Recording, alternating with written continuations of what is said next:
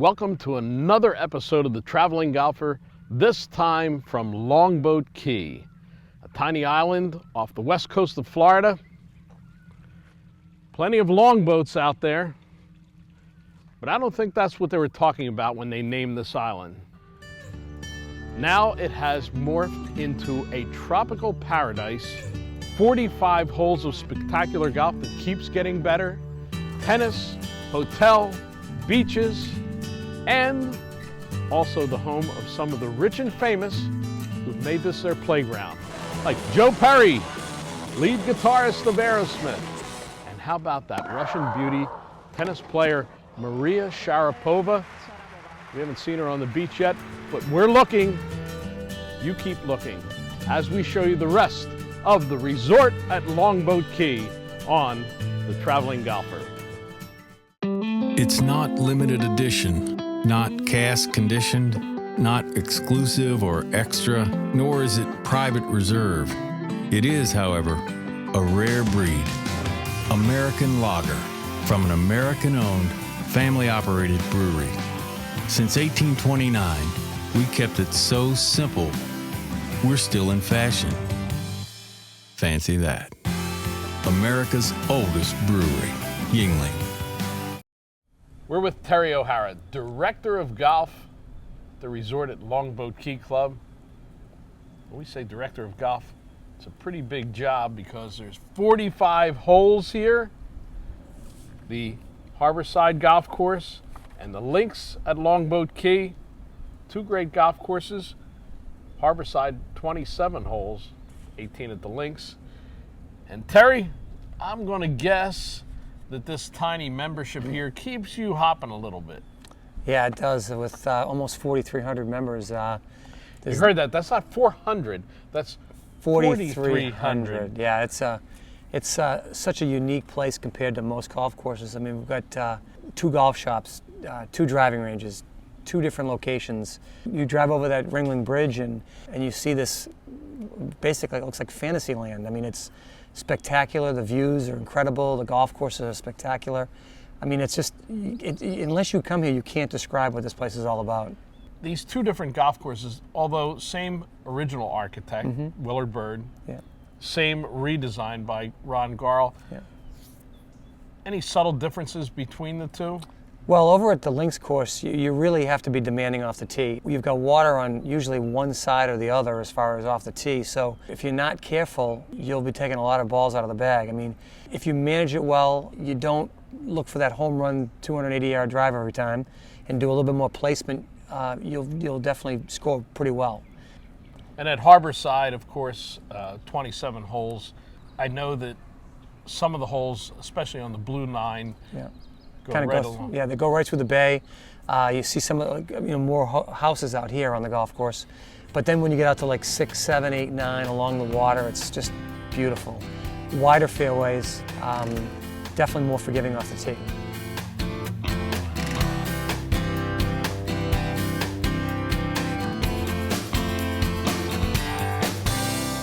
Behind me is the Bay of Sarasota, the backdrop for the Blue Heron number 7 green here.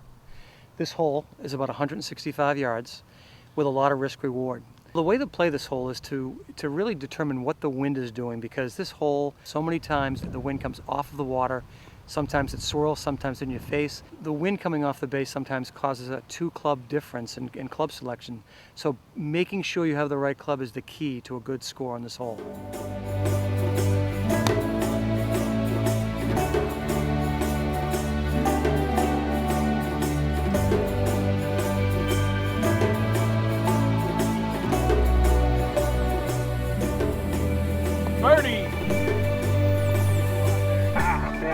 Not bad. Terry, this entire greater Sarasota area, as I guess much of Florida is, really is a golf haven. And with that much golf in the area, do you find that the golf atmosphere at Longboat Key is a little more serious as opposed to resort style? The members take golf a little more seriously, or at least play a little more golf? A lot of our members are retired, so, typically in my old job up in Massachusetts, our busiest 3 days were Friday, Saturday, Sunday. Down here, Saturdays and Sundays are my 2 slowest days, which is, you know, great for the hotel guest that comes down, wants to do a long weekend and go out and play golf and not have to worry about a 5-hour round. Most of the rounds down here are anywhere from 3.5 to 4 hours. Yeah, and even though this is a members club, all you have to do is stay at the hotel here. You can play. Yeah. You hear that? There's the little tip. Saturday and Sunday, not as busy out there. Great 2 days to play golf.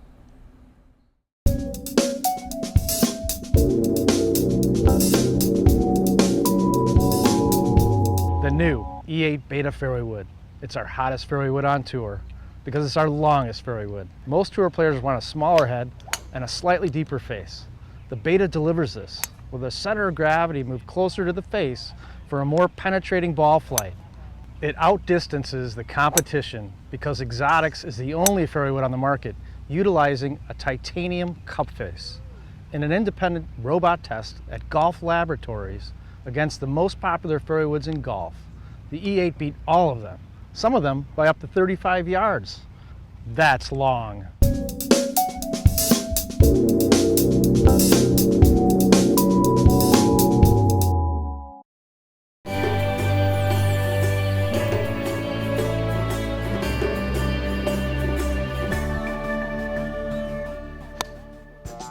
I knew I hit my golf ball somewhere up here the last time I played this course.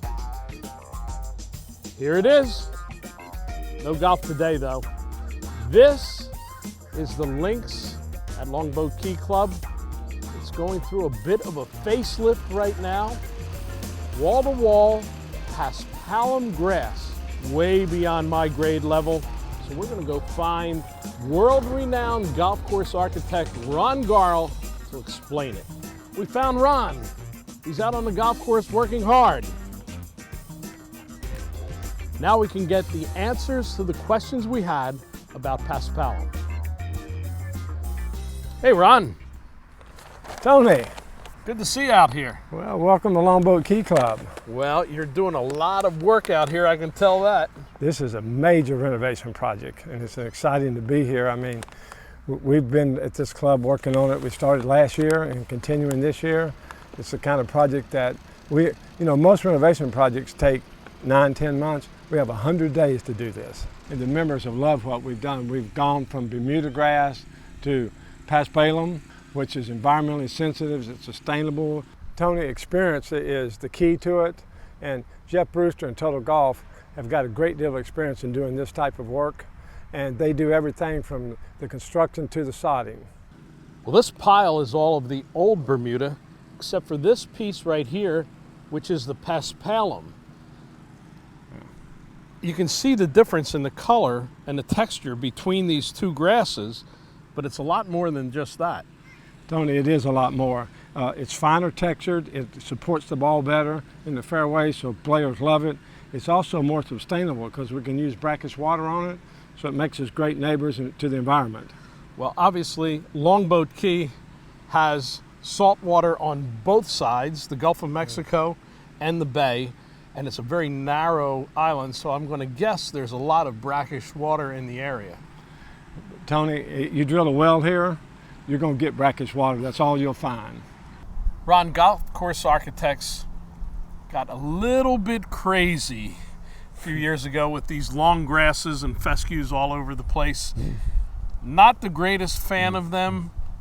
How do they need to be used so that it's manageable? Tony, what we try to do is we try to use them in areas that are out of play.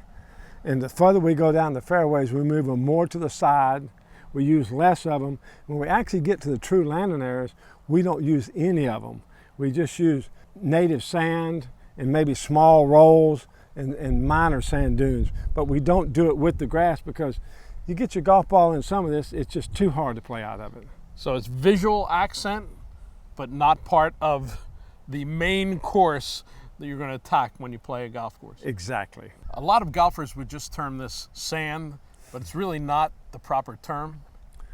Tony, this is actually coquina and native sand mixed, and this is what Mother Nature put here.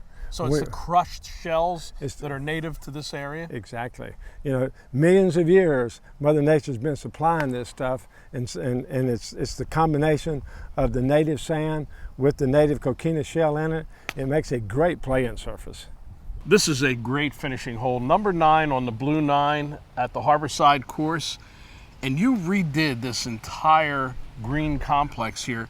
On par 5s, we try to make the bunkers so that they add to the strategy of the hole. And the one thing that we want to do is, this is important, it's penalized proportionally.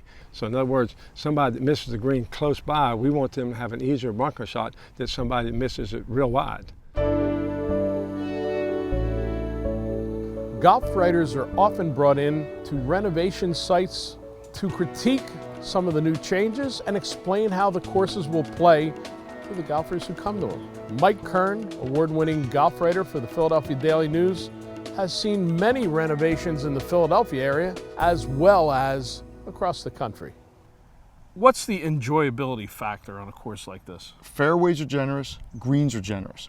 So you don't have to be a 2 handicapper to have a fun round and make a score. It's not like there's any gimmicks to it. For some places you can't do that. Some places are so hard that unless you're really playing, elite player of my ability, you got issues. Some renovations might make a course more challenging, but I think most of them are making them more playable, softening original designs. What do you think about that? I think the biggest thing people want nowadays, I think we went through that period where you want to get beat up. That was a big thing. I don't think the average golfer wants to get beat up anymore and pay a lot to do it. An average golfer wants to come out and have fun. Fun is what you should have on the golf course, playability. And whatever that entails, whether it means you move up a tee or whether it means you widen the fairway, whether it means you widen the green, do you take a bunker, you know, and put it somewhere where it makes sense? That's what it's all about. You want something that you're going, when you walk off after 18 holes, you want to feel good about what you did, even if you didn't play that well. You don't have to play great to have fun.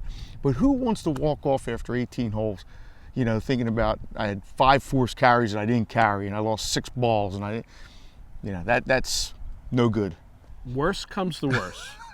You have Take a a bad bocce day. ball? Well, you have a bad day out here. You Yeah. just hop on your yacht and ride off into the sunset.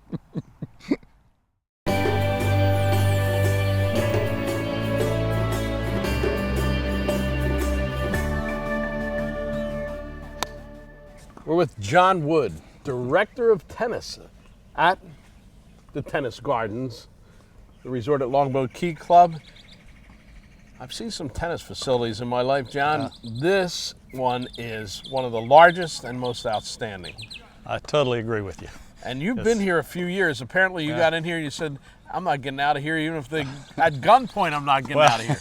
Once you look at this island and the property we're on, it's home. It's just absolutely gorgeous here. How many courts here? We have 20 courts. 20 courts.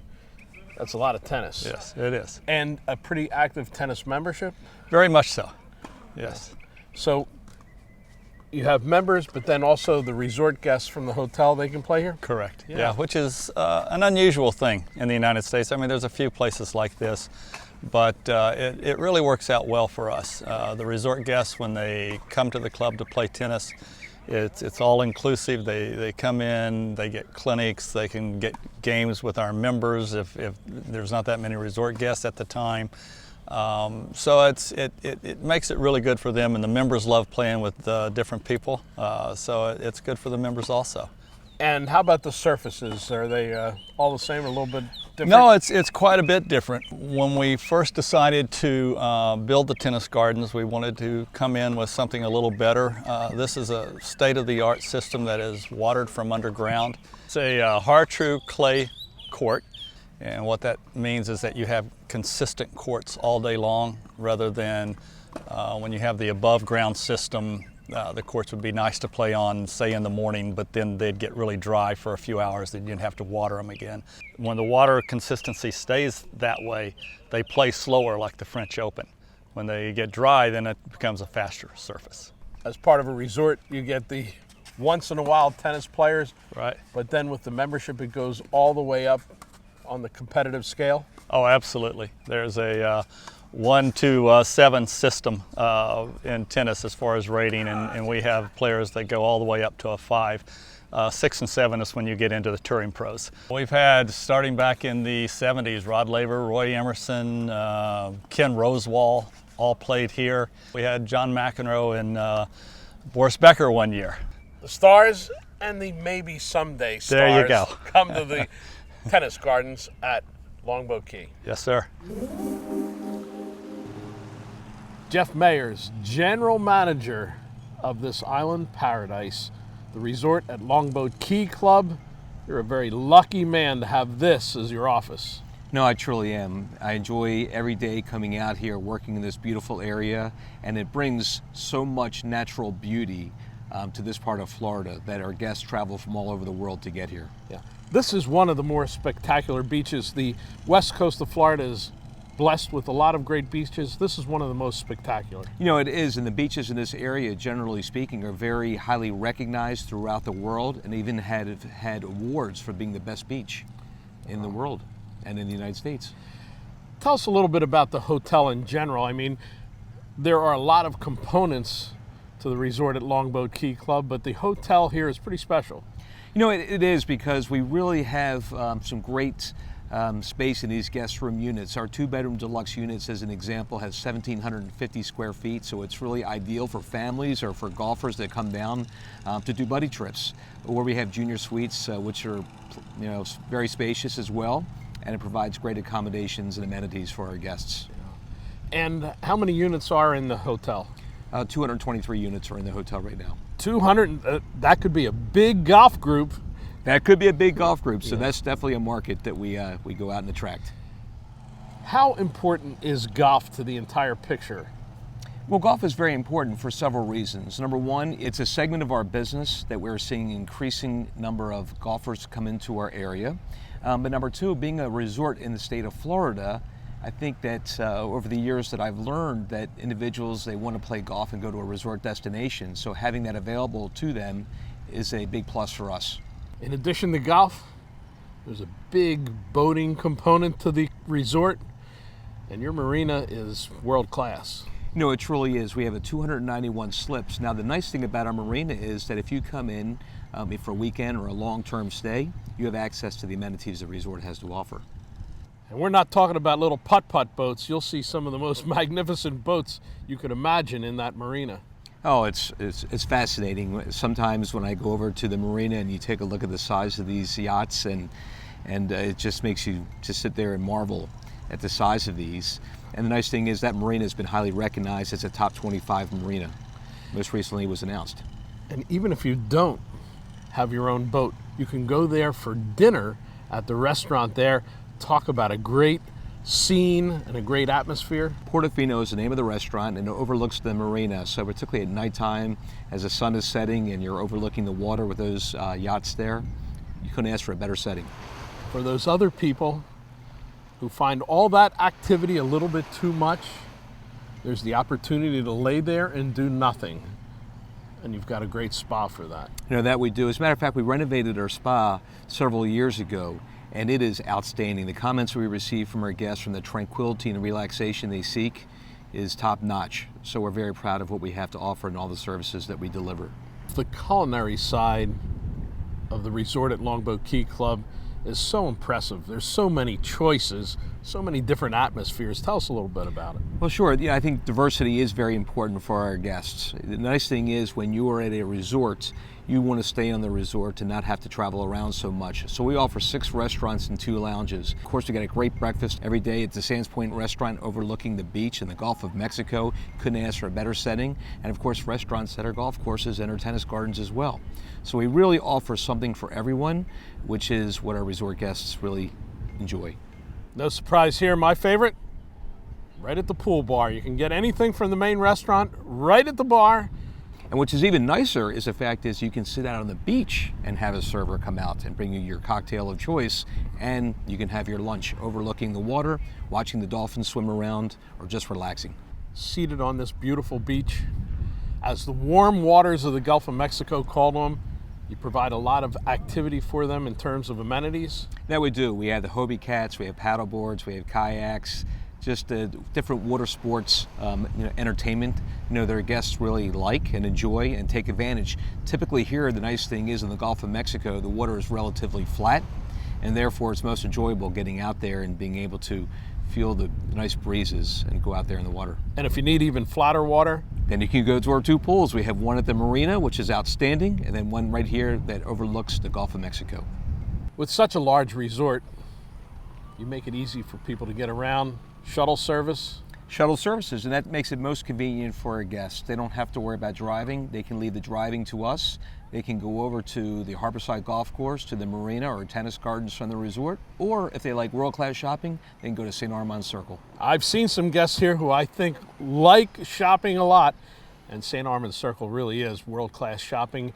It is a host of upscale shops and stores that people can find anything they'd like to bring back to wherever they live away from this paradise. That's true, and it truly complements our resort, and our guests, they really enjoy going over to visit St. Armand's Circle.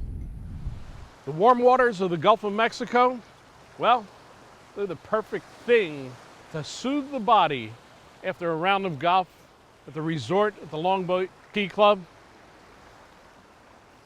They help wash away those nasty bogeys, and they allow you to relax so that you can remember the birdies. If we've said the term tropical paradise too many times during this show, well, look at it. Can you blame us?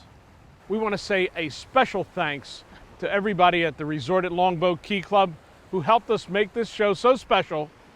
But most importantly, we want to thank the big guy up there who provided this special place on earth for all of you on The Traveling Golfer.